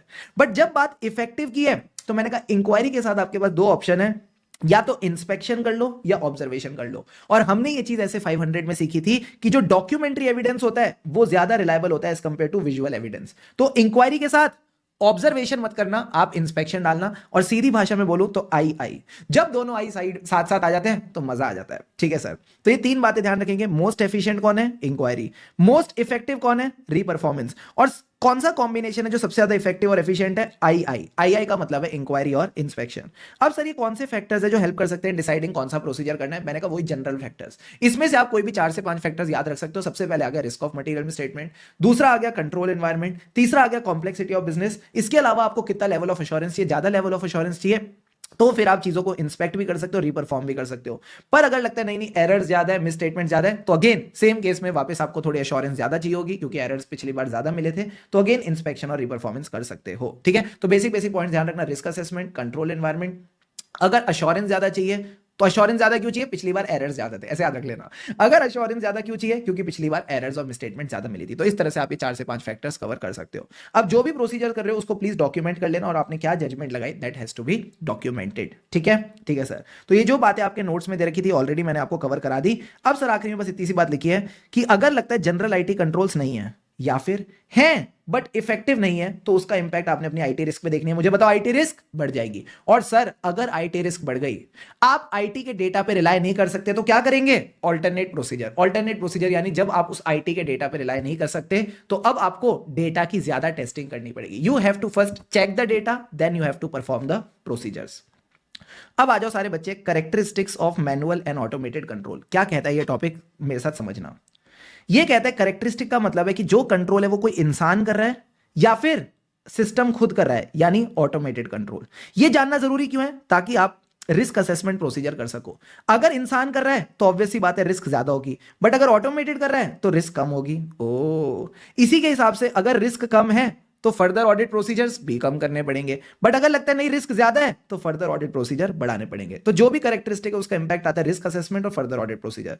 प्लस इससे फर्क पड़ता है कि ट्रांजेक्शन कैसे इनिशिएट होगी, इनिशिएट होने के बाद उसकी जर्नल एंट्री के बाद लेजर, ट्रायल बैलेंस और फाइनली फाइनेंशियल स्टेटमेंट पे रिपोर्ट। तो आपने देखना है ट्रांजैक्शंस कैसे इनिशिएट होती है, रिकॉर्ड होती है, रिकॉर्डिंग के बाद प्रोसेस होती है एंड उसके बाद रिपोर्ट होती है। तो सिंपल सी बात है ट्रांजैक्शन का आईआरपीआर। बोलो मेरे साथ आईआरपीआर। आईआरपीआर मतलब initiated, recorded, processed and reported. अब ये कहते हैं जो कंट्रोल्स हैं तीन तरीके के हो सकते हैं, मैनुअल, ऑटोमेटेड और मिलीजुली सरकार। मिलीजुली सरकार यानी आईटी सिस्टम। तो मैनुअल कंट्रोल्स कब कब होंगे, मैंने कहा जहां भी आपको चीजों को रिव्यू या अप्रूव करना है मैनुअल कंट्रोल लगेंगे। जहां भी आपको चीजों को रिकंसाइल करना है, मान लो आपकी बुक्स में जो बैलेंस आ रहा है और सप्लायर की बुक्स में जो बैलेंस आ रहा है वो मैच नहीं कर रहा, तो सप्लायर को कांटेक्ट करना पड़ेगा। अब कंप्यूटर तो कांटेक्ट नहीं करेगा, इंसान को ही कांटेक्ट करना पड़ेगा, फॉलोअप करना पड़ेगा। तो मैंने कहा रिकंसिलेशन और फॉलोअप में भी इंसान की जरूरत पड़ेगी। तो इंसान का काम क्या है, रिव्यू और reconciliation. Easy easy sir. Automated controls का काम क्या होता है, मैंने कहा जो भी ट्रांजेक्शंस का आईआरपीआर करना है, आईआरपीआर यानी इनिशिएट, रिकॉर्ड, प्रोसेस और रिपोर्ट, ये ऑटोमेटेड कंट्रोल संभाल लेंगे। आईटी सिस्टम में क्या ऑटोमेशन होनी चाहिए या मैनुअल, मैंने कहा दोनों। जनरली आईटी सिस्टम्स में दोनों ही होने चाहिए। तो it includes a combination of automated and manual control. अब जो मैनुअल है हो सकता है they are independent of IT. Independent of IT यानी वो खुद ही सिस्टम से बैलेंस निकालते हैं, रिकंसाइल करते हैं, फॉलोअप करते हैं। ठीक है, यहां पे जनरली क्या हो सकता है कि सर जो हमारा बैलेंस है बुक्स का और सप्लायर की बुक्स का ये मैच नहीं कर रहा था, तो इसके लिए एक इंसान खुद ही बैठ के बैलेंस कैलकुलेट कर सकता है और उसको रिकंसाइल कर सकता है। या फिर वो क्या कर सकता है, जो आईटी सिस्टम से बैलेंस निकल के आया, जो आईटी सिस्टम से बैलेंस निकल के आया उसी को रिकंसाइल कर लिया। तो दो ऑप्शन है, या तो बैलेंस खुद निकालो या आईटी सिस्टम से जो बैलेंस निकल के आया उसको रिकंसाइल कर लो। दोनों चीजें कर सकते हो, इंडिपेंडेंट ऑफ आईटी और use the IT information. And last में कहता है जो भी आईटी फंक्शन है उसको रिव्यू करो और अगर उसमें कोई दिक्कतें हैं तो उनको रिजॉल्व करो। तो ये काम मैनुअल कंट्रोल्स कर सकता है। तो ये जो मीठी मीठी बातें बताई इनको बस समझ के चलना और कुछ करने की जरूरत नहीं है। अब आती है काम की बात। सर काम की बात क्या है, यहां से क्वेश्चन बनता है एग्जाम में कि जो मैनुअल कंट्रोल्स हैं ये कुछ एरियाज में तो ज्यादा सूटेबल होते हैं और कुछ एरियाज में कम सूटेबल होते हैं। मैंने कहा कब, जब आपकी ट्रांजैक्शन बहुत बड़ी वैल्यू की है, it is a large unusual non recurring transaction. मान लो कोई कैपिटल बजटिंग डिसीजन है कि आपको किसी फैक्ट्री में इन्वेस्ट करना है, ठीक है, आपको कोई सब्सिडरी एक्विजिशन करनी है। क्या ये चीज मैं आईटी के भरोसे छोड़ दूं? नहीं सर, यहां पे जजमेंट और डिस्क्रिशन इन्वॉल्व है, तो ये आप आईटी के भरोसे नहीं छोड़ सकते। So whenever there is a large unusual non recurring transaction, ऐसे केस में आपको इंसान को ही काम करना पड़ेगा। ठीक है सर, 2 पॉइंट सर्कमस्टेंसेस वाले।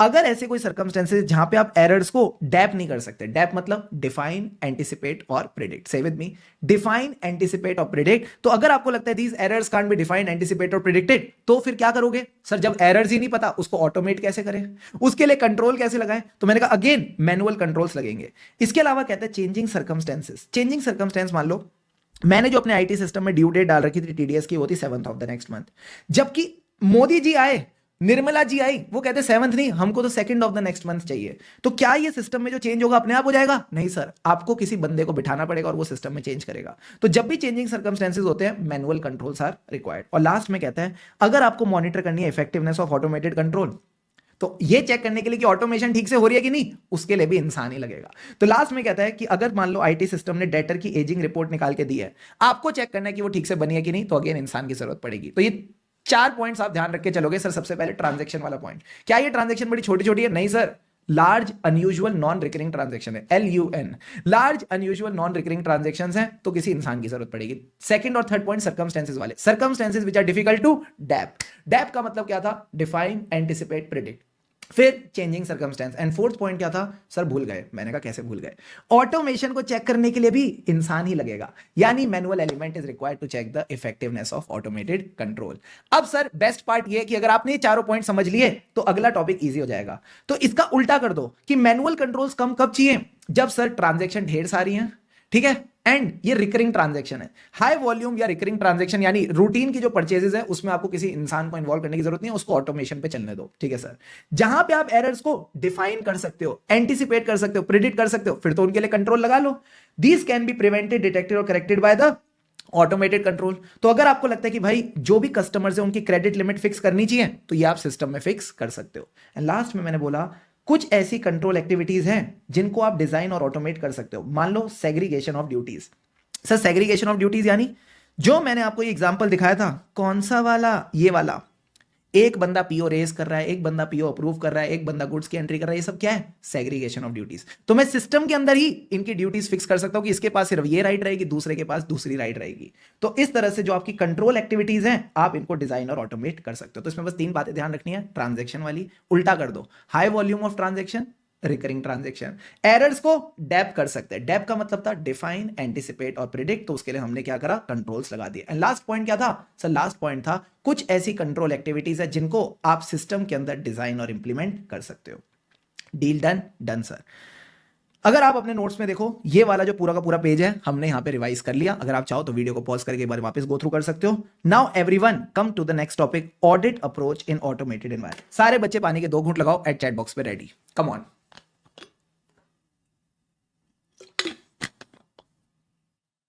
All set? Yes sir.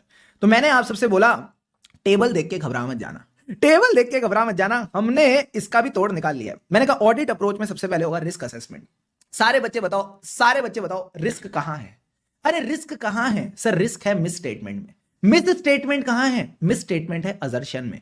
अजर्शन किसको लेके होती है? Account balance, class of transaction और डिस्क्लोजर। वापस, रिस्क कहां है? मैंने कहा रिस्क है मिस स्टेटमेंट में। मिस स्टेटमेंट कहां है? अजर्शन में। अजर्शन कहां है? Account balance, class of transaction और डिस्क्लोजर। तो यही बात तो लिखी है कि सबसे पहले आइडेंटिफाई करो account balance, class of transaction और डिस्क्लोजर, यानी identify the significant accounts and disclosure. अब याद रखना डिस्क्लोजर 2 तरीके के हो सकते हैं, क्वांटिटेटिव, क्वालिटेटिव। क्वांटिटेटिव क्वालिटेटिव मतलब अगर आपके पास कोई पेनल्टी का नोटिस आया तो क्या बनेगी? Contingent liability. तो कंटिंजेंट लायबिलिटी में आपको पेनल्टी की अमाउंट भी बतानी पड़ सकती है, केस के बारे में भी बताना पड़ सकता है।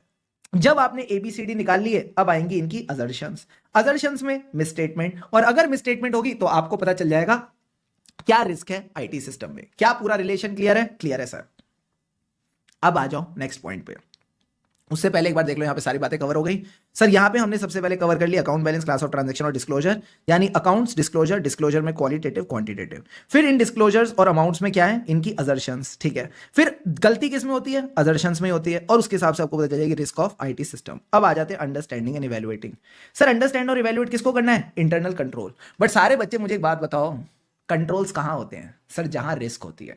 जहां रिस्क होती है वहां कंट्रोल होते हैं। ये रिस्क और कंट्रोल किसके अंदर होते हैं? किसी भी प्रोसेस के अंदर। तो मान लो कोई परचेज प्रोसेस है, उसमें रिस्क है कि आप ज्यादा रेट पे माल खरीद सकते हो, तो हमने क्या लगाया? कंट्रोल। कि अगर लगता है ज्यादा रेट पे माल खरीद सकते हैं तो हमने उसके लिए कंट्रोल लगाया, कोटेशंस। तो मैंने कहा कंट्रोल्स को समझने से पहले रिस्क को समझेंगे और रिस्क से पहले प्रोसेस को समझेंगे। तो ये कहता है document the understanding of the process. अब प्रोसेस को समझने के 2 तरीके हमने चैप्टर नंबर 4 में पढ़े थे, फ्लो चार्ट और नरेटिव रिकॉर्ड। ठीक है सर।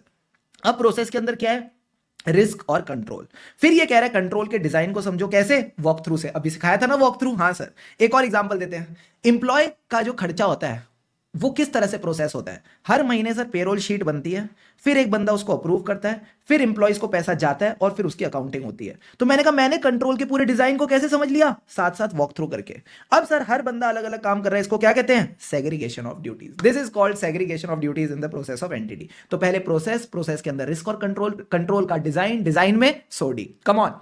पहले प्रोसेस, प्रोसेस के अंदर रिस्क और कंट्रोल, कंट्रोल का डिजाइन, डिजाइन में क्या है? सोडी। सोडी यानी सेग्रीगेशन ऑफ ड्यूटीज। अब इसके एग्जांपल आपको ऑलरेडी पता है, जनरल आईटी कंट्रोल्स और एप्लीकेशन कंट्रोल। तो अगेन अगर आप टेबल पे देखोगे तो मजा आ जाएगा। सबसे पहले मैंने क्या किया? मैंने कहा सबसे पहले मैंने डॉक्यूमेंट किया प्रोसेस। प्रोसेस कैसे? फ्लो चार्ट्स और नरेटिव्स। प्रोसेस के अंदर क्या है? रिस्क और कंट्रोल। कंट्रोल का डिजाइन कैसे पता चला? वॉक थ्रू करके। अब सर डिजाइन में क्या थी? Segregation of duties. Example ITGC, application control. Easy, easy peasy. अरे इजी पीजी। अब आ जाओ अगला point, testing the operating effectiveness of control. तो मैंने कहा टेस्टिंग द ऑपरेटिंग इफेक्टिवनेस में 3 सवालों का जवाब आपने देना है। सारे बच्चे बताओ क्या क्या सवाल हैं? इसको थोड़ा और अच्छे से लिखते हैं। सबसे पहले तो क्या करना है, फिर क्या टेस्ट होगा, दूसरी चीज कैसे टेस्ट होगा, एंड लास्ट पॉइंट इज कौन इसको टेस्ट करेगा। तो सबसे पहले क्या टेस्ट करना है? मैंने कहा जितनी भी रिपोर्ट्स आईटी ने जनरेट करी हैं, स्प्रेडशीट जनरेट करी हैं, एक्सेल शीट जनरेट करी हैं, उनको टेस्ट करना है। सर क्या क्या रिपोर्ट्स हो सकती हैं? Just for example, not from exam point of view, कि कौन कौन सा यूजर क्या क्या एक्सेस लेके बैठा है, ताकि पता चले सेग्रीगेशन ऑफ ड्यूटीज है कि नहीं। फिर ऑडिट ट्रेल पता चलेगी कि भाई किस तरह से ट्रांजैक्शन मूव कर रही है एक स्टेप से दूसरे स्टेप पे, ये पता चलेगा। तो आपने रिपोर्ट्स और स्प्रेडशीट्स को टेस्ट करना है। अब सर सारी रिपोर्ट देखनी है? मैंने कहा नहीं, आपने डिसाइड करना है nature, timing and extent. Extent यानी आप यहां पे सिर्फ सैंपल टेस्टिंग करोगे। अब जब भी सैंपल टेस्टिंग करनी होती है उसके लिए क्या चाहिए? पॉपुलेशन। हमको कैसी पॉपुलेशन से चाहिए? ऐसे 530 ने सिखाया था, आपको रिलायबल पॉपुलेशन चाहिए, यानी it should be appropriate, complete and reliable. तो यही बात यहां लिखी है, assess the reliability and completeness of population. Easy easy sir. अब सर ये काम कौन करेगा? तो हमको एक कॉम्पिटेंट और इंडिपेंडेंट स्टाफ चाहिए during the test of control. तो इस तरह से ध्यान रखना, क्या टेस्ट करना है? Reports and spreadsheets. कैसे टेस्ट होगा? नेचर, टाइमिंग एंड एक्सटेंट में आप सैंपल टेस्टिंग करोगे, पॉपुलेशन रिलायबल और कंप्लीट होनी चाहिए। कौन करेगा? कॉम्पिटेंट और इंडिपेंडेंट पर्सन। एक बार वापस किताब पे आ जाओ। अब सारे बच्चे यहां से चलना। सबसे पहले क्या टेस्ट करना है? Testing of the key reports and spreadsheets. कैसे टेस्ट करनी है? नेचर, टाइमिंग एंड एक्सटेंट देख लेना। एक्सटेंट में सैंपल टेस्टिंग। सैंपल टेस्टिंग के लिए क्या करना है? जो भी आपकी पॉपुलेशन है ये रिलायबल और कंप्लीट होनी चाहिए। Easy easy sir. कौन करेगा? कॉम्पिटेंट और इंडिपेंडेंट बंदा। और लास्ट में आता है रिपोर्टिंग। रिपोर्टिंग में क्या करना है? मैंने कहा रिपोर्टिंग में अगेन आप फ्लो में चलना। सबसे पहले देखना हम रिपोर्ट क्या अच्छी चीजें करते हैं या बुरी चीजें। आज ही हमने क्लास में सीखा इंसान सामने वाला कितनी अच्छी चीजें करता हो। अपने ही घर में देख लो, हमारी मम्मी जी, पापा जी कितनी अच्छी अच्छी चीजें करते हैं, बट जहां उनसे थोड़ी सी गलती हो जाएगी हम उनको डांट देते हैं, विच इज वेरी रॉन्ग। ठीक है सर। और आज हमने डिसाइड किया है कि जो भी हमारे पास आसपास कम से कम 5 लोग हैं जो हमारे लिए भले का काम करते हैं, हम उनको थैंक यू बोलेंगे। ठीक है, हम उनको थैंक यू बोलेंगे ताकि उनको भी अच्छा लगे। तो मैंने कहा यहां भी यही दिक्कत है, अच्छी अच्छी बातें नहीं रिपोर्ट करेंगे, डेफिशिएंसीज रिपोर्ट करेंगे। सो इवैल्यूएट करो डेफिशिएंसीज को, क्या वो सिग्निफिकेंट डेफिशिएंसी या दूसरा नाम बोल दो मटेरियल वीकनेस। फिर साथ साथ इसका सॉल्यूशन क्या है, यानी रेमेडिएशन। तो 3 बातें, इवैल्यूएट द डेफिशिएंसी, क्या वो सिग्निफिकेंट डेफिशिएंसी है, उसका क्या रेमेडिएशन है यानी सॉल्यूशन है। फिर आप रिपोर्ट करो मैनेजमेंट को और अपनी ऑडिट रिपोर्ट में। मैनेजमेंट को कैसे बताते हैं? मेमो और मैनेजमेंट लेटर में। ऑडिट रिपोर्ट में हम इसके बारे में बता सकते हैं। Deal done? Done sir. तो एक बार आ जाओ फटाफट, इसको बुक से गो थ्रू करा देता हूं। देखो रिपोर्टिंग में क्या लिखा है। रिवीजन के अंदर रिवीजन, सबसे पहले कंट्रोल डेफिशिएंसीज को इवैल्यूएट किया, सर वो सिग्निफिकेंट है तो उसका रेमेडिएशन भी बताओ, और मैनेजमेंट को बताओ और ऑडिट रिपोर्ट में बताओ। ठीक है, ठीक है सर। आखिरी के सिर्फ 2-3 टॉपिक रह गए। सारे बच्चे जाग जाओ। चैन से रिजल्ट देखना है तो जाग जाओ, चैन से रिजल्ट देखना है तो जाग जाओ। मैंने कहा अगला पॉइंट है डेटा एनालिटिक्स। एक बड़े ही भले आदमी ने कहा था, सर क्या एक तरफ से आलू डालो दूसरी तरफ से सोना निकलेगा? मैंने कहा एक तरफ से डेटा डालो दूसरी तरफ से मीनिंगफुल इंफॉर्मेशन निकलेगी, बस बीच में क्या होगा? Processes, tools and techniques. बीच में तड़का लगेगा प्रोसेसेस, टूल्स एंड टेक्निक्स का, उसी को क्या कहते हैं? Data analytics. इसी को हम डेटा एनालिटिक्स का नाम देते हैं। अब सर एक बात बताओ, जो डेटा एनालिटिक्स ऑडिटर यूज करता है, जो डेटा एनालिटिक्स ऑडिटर यूज करता है उसको क्या कहते हैं? काट। काट का मतलब क्या है? मैंने कहा वो वाला काट नहीं है, काट का मतलब है कंप्यूटर असिस्टेड ऑडिट टेक्निक्स। सारे बच्चे बोलो मेरे साथ, सी फॉर कंप्यूटर, ए फॉर हमने कंप्यूटर से क्या ली? असिस्टेंस। किसमें? ऑडिट में। और ये टेक्निक है, तो computer assisted audit technique is a data analytics used by the auditor in audit. अब सर डेटा एनालिटिक्स किस किस चीजों में काम आ सकता है? ये सारी चीजों में। सबसे पहले स्टार्ट करते हैं, हमें सबसे पहले पॉपुलेशन मिली, उसमें से सैंपल निकालना है। तो जो पॉपुलेशन है वो कंप्लीट है कि नहीं, जो कंपनी है उसने कंप्लीट डेटा दिया है कि नहीं। मान लो डेटर्स का डेटा दिया है, ठीक है सर। अब उन्होंने 10 डेटर दिया, तो मैंने कहा डेटर का टोटल लगा लो, जो एक्सेल शीट है उस पर डेटर का टोटल लगा लो और देखो क्या ये और फाइनेंशियल स्टेटमेंट का बैलेंस मैच कर रहा है कि नहीं। अगर मैच कर रहा है तो डेटा कंप्लीट है। तो हमने सबसे पहले कंप्लीटनेस ऑफ डेटा देखी। चाहे आप टीओसी कर रहे हो या सब्सटेंटिव टेस्टिंग, टेस्टिंग के लिए डेटा की कंप्लीटनेस देखना जरूरी है। अब जब आपका डेटा कंप्लीट है, उसमें से क्या निकालेंगे? सैंपल निकालेंगे। सैंपल निकालने के 2 तरीके इन्होंने यहाँ पे रिवाइज करा है, रैंडम सैंपलिंग और सिस्टमैटिक सिलेक्शन। ठीक है सर। अब जब आपने सैंपल निकाल लिए, इसके बाद क्या करेंगे? मैंने कहा रे हम इसके बाद करते हैं रे का मतलब है रिकम्प्यूटेशन ऑफ बैलेंसेस। आपको पता है कई ऐसे सॉफ्टवेयर होते हैं जिसमें अगर आप सारा ट्रांजेक्शनरी डेटा डाल दो तो वो आपको ना ट्रायल बैलेंस बना के दे देंगे। आपने ट्रांजैक्शनरी डेटा डाला, वो आपको ट्रायल बैलेंस बना के दे देंगे, तो उसको क्या कहते हैं? रिकम्प्यूटेशन ऑफ बैलेंसेस, यानी reconstruction of trial balance from the transactional data. इसके अलावा आप रिकैलकुलेशन भी कर सकते हो, यानी आपको कुछ नहीं करना, आपने भाई साहब जो भी डेटा था वो डेटा डाला, यानी मान लो आपके पास था फिक्स डिपॉजिट का प्रिंसिपल अमाउंट, आपके पास है फिक्स डिपॉजिट का इंटरेस्ट अमाउंट। प्रिंसिपल अमाउंट भी, इंटरेस्ट अमाउंट भी, पीरियड भी है। क्या इन 3 डेटा से इंटरेस्ट रिकैलकुलेट हो सकता है? जो एफडी का इंटरेस्ट है वो रिकैलकुलेट हो सकता है या नहीं? हाँ सर, पूरी इंटरेस्ट की वर्किंग बन सकती है। तो यही बात ये कह रहा है, you can recalculate the depreciation और बैंक इंटरेस्ट कैलकुलेशन। ठीक है सर। इसके अलावा डेटा एनालिसिस कहां हेल्प कर सकता है? जो भी कंपनी ने जर्नल एंट्रीज दे रखी हैं, जो भी कंपनी ने जर्नल एंट्रीज दे रखी है, मान लो परचेजेस की एंट्रीज दे रखी हैं, और मैंने सिस्टम से डेटा निकाला कि कौन कौन सी ऐसी परचेजेस थी जहां पे ऑथोराइजेशन का मार्क नहीं है। जहां पे सिस्टम की रिपोर्ट में ऑथराइजेशन का मार्क नहीं है। सर क्यों? यहां पे अनऑथराइज परचेज हो सकती हैं, फ्रॉड वगैरह हो सकता है। तो मैंने क्या किया, जो भी अनऑथराइज परचेज थी उसका रीजन पता लगाया, यानी इस फ्रॉड को इन्वेस्टिगेट किया। साथ ही साथ देखा कितनी टोटल परचेजेस है, कितनी टोटल परचेजेस है जहां पे ये काम हुआ है, तो इससे पता चलेगा क्या ये कहीं सिग्निफिकेंट डेफिशिएंसी तो नहीं। तो लास्ट के 3 पॉइंट में मैंने क्या किया, मैंने एनालाइज किया जर्नल एंट्रीज को, उसके बाद फ्रॉड इन्वेस्टिगेशन किया और जो कंट्रोल डेफिशिएंसीज था उनका इंपैक्ट पता करा, कितनी अमाउंट है जो उससे इफेक्टेड है। तो यहां पे आपने बस फ्लो में चलना है। सारे के सारे पॉइंट्स एक बार मैं रिकॉल करा देता हूं, फिर इसका एक क्वेश्चन भी कराऊंगा, ठीक है? Do it properly. सबसे पहले मैंने क्या किया, मैंने डेटा की, भाई डेटा एनालिसिस है ना, तो यहीं से स्टार्ट करते हैं। डेटा एनालिटिक्स है तो मैंने डेटा से स्टार्ट किया कि मैंने जो भी डेटा और पॉपुलेशन थी उसकी कंप्लीटनेस देखी, फिर डेटा से क्या निकाला, सैंपल निकाला। फिर अगले 2 पॉइंट्स याद रखना, रे रे बोलो बोलो, रे रे रे रे यानी recomputation of the trial balances, recalculation of depreciation and interest की वर्किंग। फिर उसके बाद अगले पॉइंट्स हैं फ्रॉड से रिलेटेड। डेटा एनालिटिक्स कहां काम आता है, फ्रॉड से, यानी analysis of the journal entry. फिर जहां फ्रॉड मिला उसको इन्वेस्टिगेट किया और उसका इंपैक्ट देखा, impact of the control deficiencies. क्या आप इसमें आराम से 5 पॉइंट्स रिकॉल कर सकते हो? कर सकते हैं सर। अगर भले ही चाहो तो वीडियो को फटाफट पॉज करो, 5 पॉइंट्स रिकॉल करके डन डन डन डन। अब आ जाओ एक बार अपने क्वेश्चन बैंक पे। आ गए सर। अगर आप इससे रिलेटेड क्वेश्चन देखोगे, अभी आईसीए ने रिसेंटली, एकदम रिसेंटली इस पे क्वेश्चन पूछा। सर कौन सा, मैं भी ढूंढ रहा हूं, रुको 1 minute. Question number 6, question number 6 में देखो आरटीपी सितंबर 24 में क्या क्वेश्चन आया था कि बताओ कौन से टूल्स हैं जो ऑडिटर यूज करता है व्हाइल अप्लाइंग डेटा एनालिटिक्स। तो इसको हम बोलते हैं कार्ट। कार्ट का मतलब क्या है, computer assisted audit techniques. Plus बताओ कौन से एरियाज हैं जहां पे हम इसका काम यूज कर सकते हैं। तो वही मैंने आपको बताया, सबसे पहले डेटा एनालिटिक्स है तो डेटा की कंप्लीटनेस, उसमें से निकाले सैंपल। फिर रे रे रे रे यानी recomputation of balances, reperformance of calculation. फिर आते हैं फ्रॉड वाले 3 point, analysis of journal entry, जैसी फ्रॉड मिला उसकी इन्वेस्टिगेशन और उसका impact. Deal done, done sir. अब आओ मेरे साथ, अब आओ मेरे साथ। इसका अगला टॉपिक शुभम सर ने कौन सा कराया? मैंने कहा इसका अगला टॉपिक हमने किया डॉक्यूमेंटेशन ऑफ रिस्क। वैसे ये टॉपिक कहीं ना कहीं चैप्टर 4 से रिलेटेड है। जो भी आपका रिस्क असेसमेंट प्रोसीजर्स हैं उसको डॉक्यूमेंट करना है। तो मुझे बताओ रिस्क असेसमेंट प्रोसीजर में क्या करते हैं? सबसे पहले understand the entity, environment, internal control. वही पॉइंट लिख रखे, एंटिटी, एनवायरमेंट, इंटरनल कंट्रोल के कंपोनेंट्स। अब ये अंडरस्टैंड कैसे करते थे? सर आपने रिस्क असेसमेंट प्रोसीजर सिखाए थे, inquiry, analytical procedure, observation, inspection. तो वही सोर्स ऑफ इंफॉर्मेशन और प्रोसीजर्स के बारे में आपने डॉक्यूमेंट करना है। जब आपने अंडरस्टैंडिंग ली तो क्या निकला? Identify and assess रोमम। तो जो रोमम आपने आइडेंटिफाई और असेस किया फाइनेंशियल स्टेटमेंट ऑब्जर्वेशन लेवल पे, उसको डॉक्यूमेंट कर लो। अब रोमम किन 2 तत्वों से बना हुआ है? सर इनहेरेंट रिस्क और कंट्रोल रिस्क, इसको भी डॉक्यूमेंट कर दो। यानी जो भी रिस्क है और उनके रिलेटेड कंट्रोल्स आप इनको डॉक्यूमेंट करोगे। अब इन तीनों चीजों से रिलेटेड आपने एंगेजमेंट टीम में डिस्कशन की होगी, तू ये करना, तू ये करना। हाँ, तो जो भी डिस्कशंस और डिसीजंस आप सबने मिलकर लिए वो भी आप डॉक्यूमेंट करोगे। So decisions and discussions, discussions and decisions, और उसके बाद जो रिस्क असेसमेंट प्रोसीजर है उसको आप डॉक्यूमेंट कर लो। ठीक है बॉस? ठीक है सर। तो ये डॉक्यूमेंटिंग द रिस्क वाले चारों के चारों पॉइंट्स डन। अब सर अगला पॉइंट आता है ऑडिट फाइंडिंग्स। ऑडिट फाइंडिंग्स का मतलब है जब भी आप आईटी एनवायरनमेंट या कंट्रोल्स को असेस कर रहे हो तो आपको हो सकता है कुछ फाइंडिंग्स या एक्सेप्शंस मिल जाए, यानी दिक्कतें मिल जाएं। तो इसके बारे में क्या करना है? मैंने कहा कुछ नहीं करना, एक छोटा सा प्रोसेस है उसको फॉलो करना है। पहले देखो जो आपने आईटी कंट्रोल्स टेस्ट करे, क्या उसमें कोई वीकनेस मिली? हाँ मिली। क्या उसका इंपैक्ट है? वो डिसाइड करेगा कि ये डेफिशिएंसी है या सिग्निफिकेंट डेफिशिएंसी। अगर डेफिशिएंसी है तो मैनेजमेंट को बताओ। कैसे बताते थे सर? वो क्यूट क्यूट नाम क्या था? मीमो। तो आईसी मीमो और मैनेजमेंट लेटर, आप आईसी मेमो और मैनेजमेंट लेटर से उनको वीकनेस के बारे में बता सकते हो। बट अगर टीसीडब्ल्यूजी है तो ऐसे 265 ने सिखाया था, communicate the significant deficiency in writing to TCWG.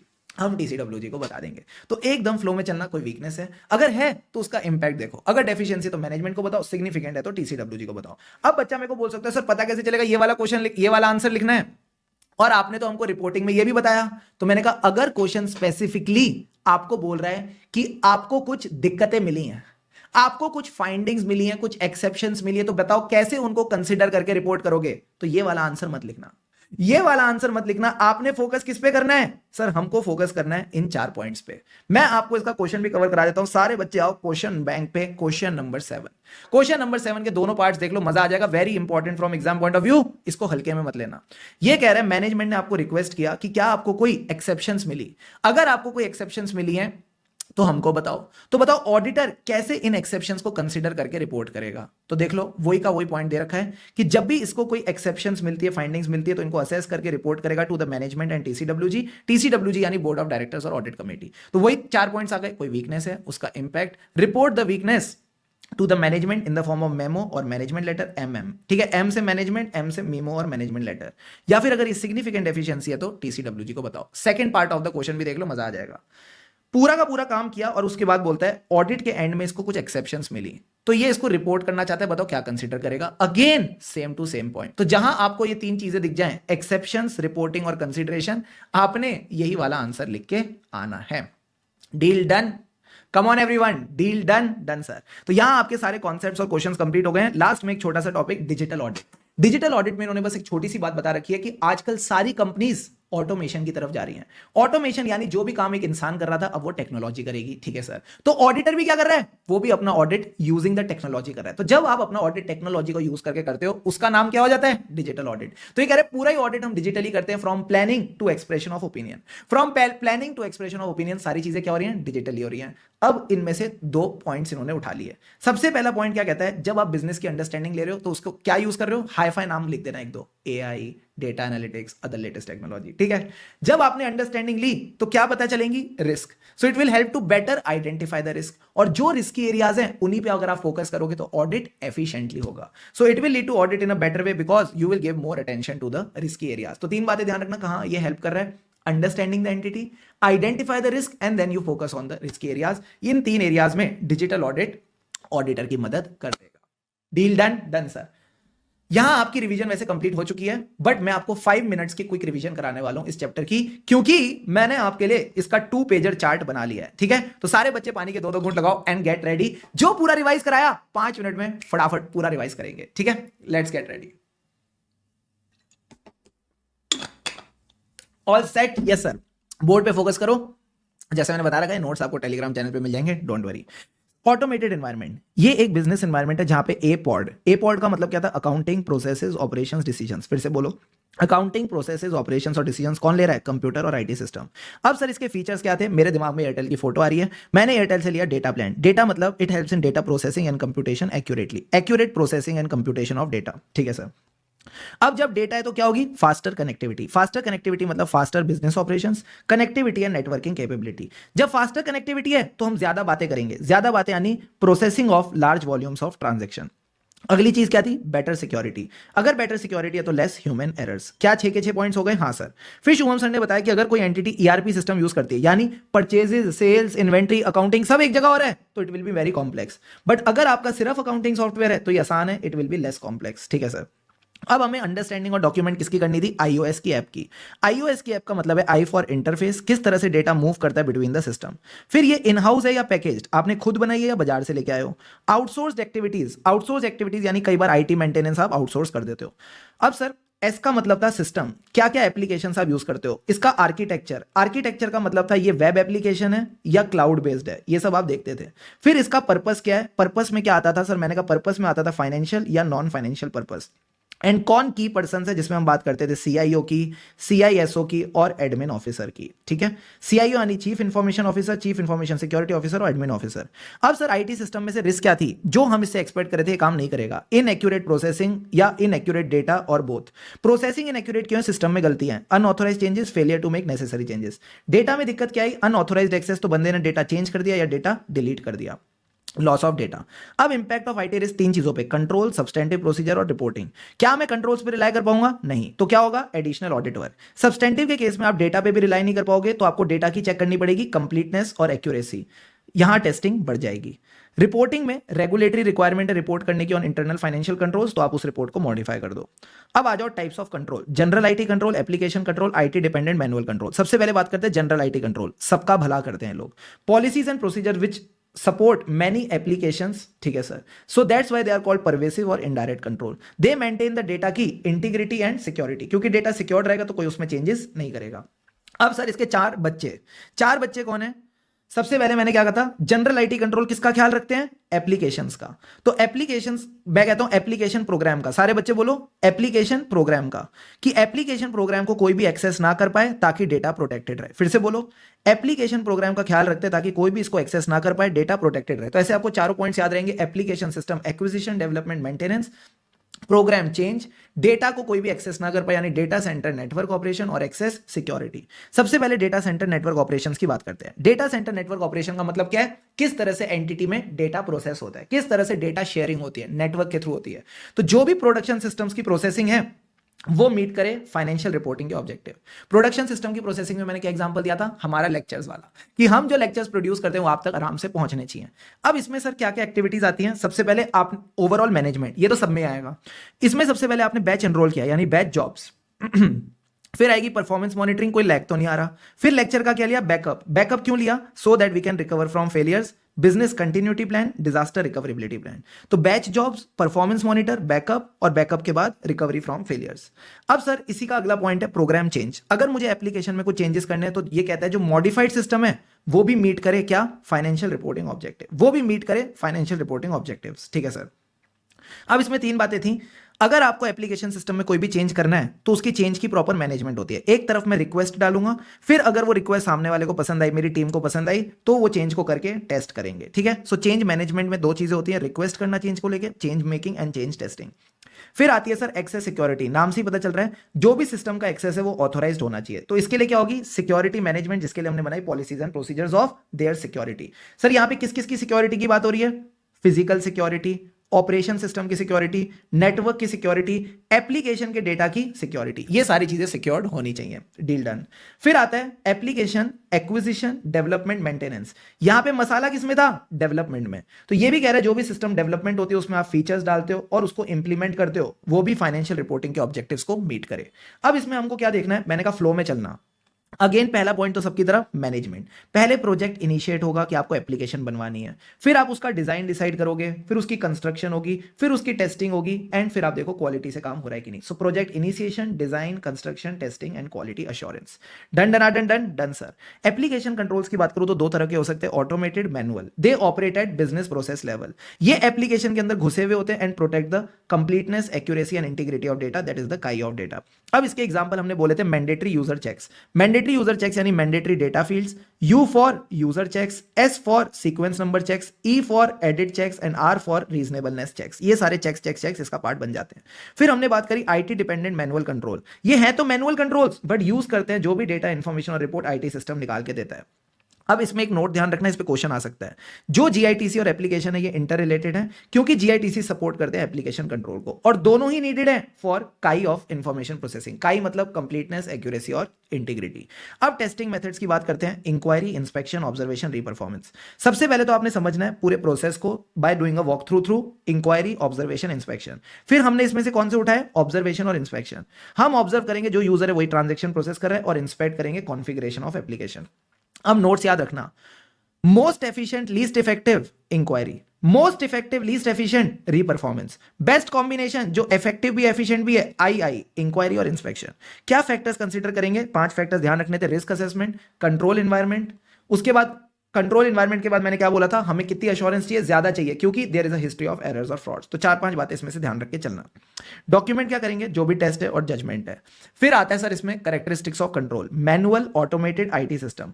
Manual control की जरूरत क्यों थी? ये बातें आपने बस समझ के चलनी है, टू रिव्यू और अप्रूव द ट्रांजेक्शन। प्लस कहां काम आता है? रिकंसिलिएशन और फॉलोअप में। ऑटोमेटेड का काम क्या है? Procedures for IRPR, initiate, record, process and report the transaction. IT system मिलीजुली सरकार है, it should be combination of manual and automated control. Again इस पॉइंट को बस समझ के चलना और कुछ करने की जरूरत नहीं है। अब आती है काम की बात। मैनुअल कंट्रोल्स कुछ एरियाज में ज्यादा सूटेबल है, कुछ में कम सूटेबल। जल्दी से बताओ कौन सी ट्रांजेक्शन? एलयूएन ट्रांजेक्शन। मैंने कहा एलयूएन ट्रांजेक्शन का क्या मतलब है? बड़ा सिंपल है, large unusual non recurring transaction.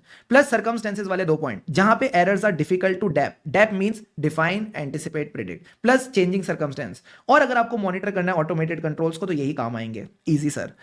Less suitable कब है? when the transactions are more in volume, recurring transaction, plus errors are easy to dap. Easy to dap means difficult, anticipate, easy to define, anticipate and predict. क्योंकि आप इनको define कर सकते हो तो internal controls को लगाया जा सकता है for preventing, detecting and correcting these errors. And last में जो कंट्रोल एक्टिविटीज हैं जिसमें हमने बात की थी सेग्रीगेशन ऑफ ड्यूटीज की, इनको आप कंट्रोल्स के अंदर डिजाइन और ऑटोमेट कर सकते हो। Deal done done sir. फिर मैंने कहा था ऑडिट अप्रोच में 4 बातें बताई थी, risk assessment, understand, evaluate, TOC और रिपोर्ट। इसका जो मैंने फ्लो चार्ट बनाया ना, बस अगर आप उसको रीड करके भी चले जाओगे तो मुझे लगता है आपके एग्जाम के लिए काम हो जाएगा। अब आता है डेटा एनालिटिक्स। सारे बच्चे बताओ, एक तरफ से डेटा डाला, दूसरी तरफ से क्या निकला? मैंने कहा डेटा पे लगे प्रोसेसेस, टूल्स एंड टेक्निक्स, तो निकली मीनिंगफुल इंफॉर्मेशन। जब हम ऑडिट में यूज करते हैं तो इसका नाम हो जाता है cart, computer assisted audit techniques. अब सर इसको कहां यूज करते हैं? 4 एरियाज में यूज करते हैं। सबसे पहले डेटा एनालिटिक्स है तो कंप्लीटनेस ऑफ डेटा, उसमें से निकला सैंपल सिलेक्शन। फिर रे मतलब recomputation of balances, recalculation of interest and depreciation. फिर फ्रॉड वाले 2 पॉइंट्स बस ध्यान रखोगे तो भी काम चल जाएगा। जेई एनालिसिस में फ्रॉड निकला तो उसमें करा फ्रॉड इन्वेस्टिगेशन। फिर सर सबसे important topic assess and report findings and exception. मैं बताऊं ना, लास्ट के जो दोनों टॉपिक है ना, इनको तो बिल्कुल भी कोई कमी मत छोड़ना। Assess and report the findings and exception. सबसे पहले देखो कोई वीकनेस है, फिर उसका इंपैक्ट देखो। इंपैक्ट के हिसाब से अगर लगता है डेफिशिएंसी है तो मैनेजमेंट को बताओ, मीमो और मैनेजमेंट लेटर में। अगर सिग्निफिकेंट डेफिशिएंसी है तो राइटिंग में टीसीडब्ल्यूजी को बताएंगे। ठीक है सर। लास्ट में शुभम सर ने कहा था डॉक्यूमेंट कर लेना रिस्क को। डॉक्यूमेंटेशन ऑफ रिस्क में क्या आएगा? Risk assessment procedure, understand the entity, environment, internal control. तो क्या निकला? रोमम के 2 छोटे बच्चे, रिस्क और कंट्रोल। ये तीनों चीजें डॉक्यूमेंट होंगी। प्लस जो एंगेजमेंट टीम की डिस्कशन और डिसीजन थे वो आप डॉक्यूमेंट करके चलोगे। और आखिरी में पढ़ाया डिजिटल ऑडिट। सारी कंपनीज कहां जा रही हैं? ऑटोमेशन पे, यानी बंदे को हटाओ, टेक्नोलॉजी को लाओ। ऑडिट में, पूरे ऑडिट में ये यूज होता है, फ्रॉम प्लानिंग टू ओपिनियन। 3 चीजें बताओ। अंडरस्टैंड करके क्या मिली? रिस्क। जहां ज्यादा रिस्क वहां ज्यादा अटेंशन। एंड यहां आपका पूरा का पूरा chapter complete. Yes or no? Yes sir. All the concepts, all the questions properly done. Believe you can and you are halfway there. अपने ऊपर भरोसा रखो। अगर आप अपने ऊपर भरोसा रखते हो ना, ट्रस्ट मी, 100% जो काम है ना उसका 50% तो वहीं हो जाता है। 100% का 50% तो वहीं हो जाता है जहां आपने खुद पे भरोसा कर लिया कि मैं कर लूंगा। एक बहुत बढ़िया कहावत है, मन के हारे हार है, मन के जीते जीत। मतलब जो मन से हार गया ना उसको कोई नहीं जिता सकता, और जो मन से जीत गया फिर उसकी जीत पक्की है। सो अपने ऊपर भरोसा रखें। पूरी सोसाइटी, पूरा environment, everyone is there to support you. Just make sure आप अपने आप को सपोर्ट करते हुए चलो। एंड सपोर्ट सिर्फ अच्छे दिनों में नहीं, जब सब कुछ एकदम बढ़िया चल रहा है। सपोर्ट उन दिनों में भी जब आप थोड़ा लो फील करते हो, जब आप थोड़ा डीमोटिवेटेड फील करते हो, तब आपने अंदर वो आत्मविश्वास रखना है कि मैं कर लूंगा। और अगर आप सोचो कि मैं कर लूंगा तो डेफिनेटली आप कर लोगे। ठीक है। So thank you so much everyone for watching this revision. अगर वीडियो अच्छी लगी हो तो प्लीज उसको लाइक कर देना, कमेंट करके जरूर बताना कैसा लगा। And yes, stay subscribe to the channel for more such videos.